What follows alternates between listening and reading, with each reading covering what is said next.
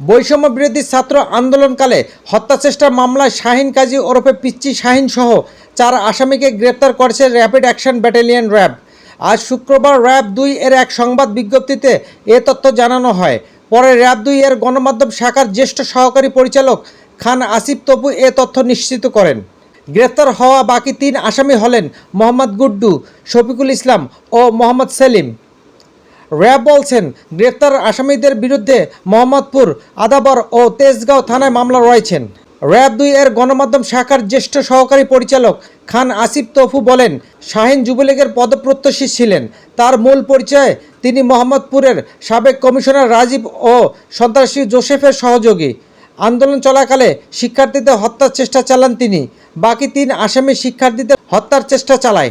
সংবাদ বিজ্ঞপ্তিতে র্যাব জানায়, বৈষম্য বিরোধী ছাত্র আন্দোলনের চলাকালে শিক্ষার্থীদের হত্যার চেষ্টার অভিযোগে শাহিন ও সেলিমের বিরুদ্ধে মোহাম্মদপুর থানায়, গুড্ডুর বিরুদ্ধে আদাবর থানায় ও শফিকের বিরুদ্ধে তেজগাঁও থানায় মামলা রয়েছেন।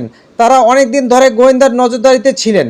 এর ধারাবাহিকতায় গতকাল বুধবার মোহাম্মদপুর ও তেজগাঁও শিল্পাঞ্চল থানা এলাকা থেকে তাদের গ্রেফতার করা হয়।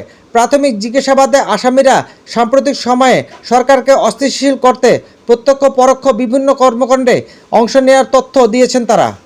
তাদের তথ্য বিশ্লেষণ করে অন্যদের গ্রেফতারের চেষ্টা অব্যাহত রয়েছেন।